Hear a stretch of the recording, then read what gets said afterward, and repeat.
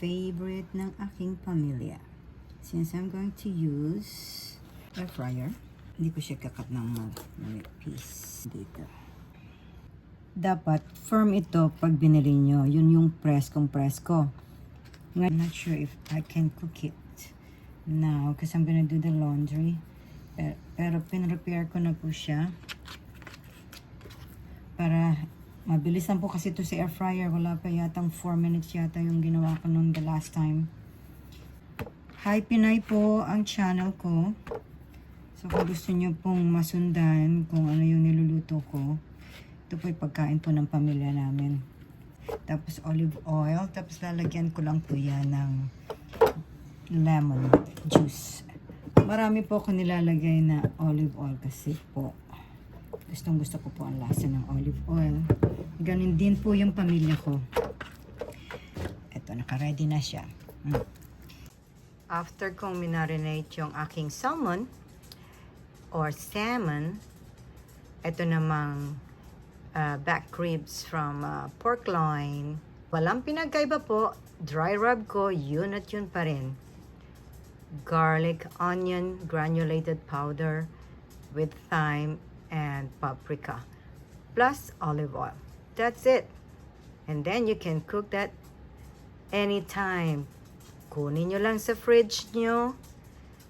Ikakat ko po ngayon na yung magkakasya sa aking air fryer. And then, lalagyan ko siya ng barbecue sauce na ginawa ko. Okay, 4 po siya. Maliit lang po ito. You waiting? Are you waiting?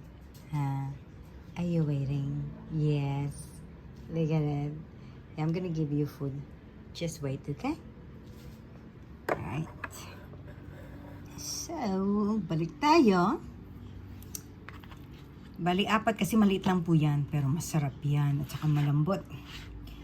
Ano kasi siya mag-absorb siya pag talagang dry siya. Okay. Now, again, dry rub. Mas masarap ito kung mas maraming spices ito. Eh, wala po akong available ngayon. So, kung anong meron, kailangan marami. The better. Talagang sinagad-sagad ko na po.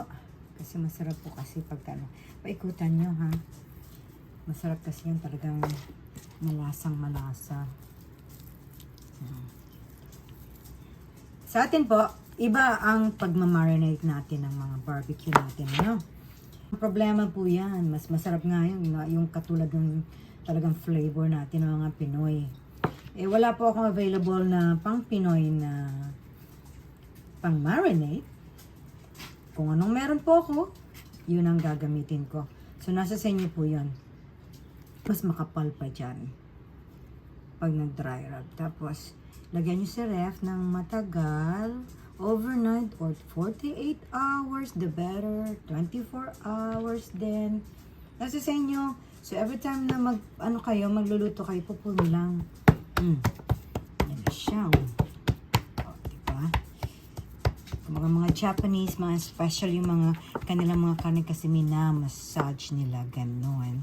Yung mga kanilang baka, kaya siya mahal.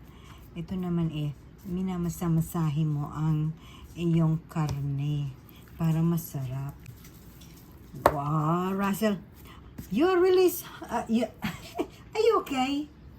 You cannot sit, huh? Wait, okay? Just wait. Kasi kung kakasya to sa sa ziplock ko na pang sandwich na size. Lalagay ko yan sa freezer para tumagal. Hindi ko naman siya lulutuin kasi ngayon nag-marinate lang po ako.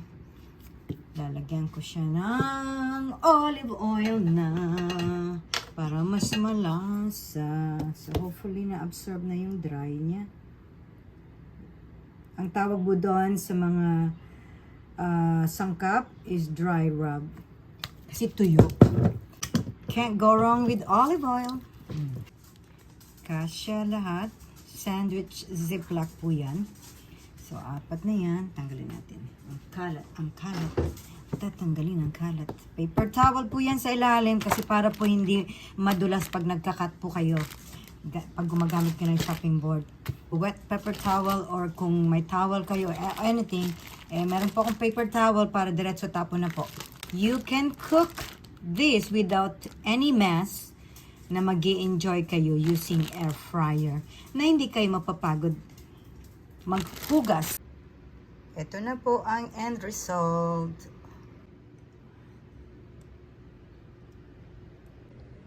Kain po tayo. Sabayan niyo ako. Nakikita niyo ba?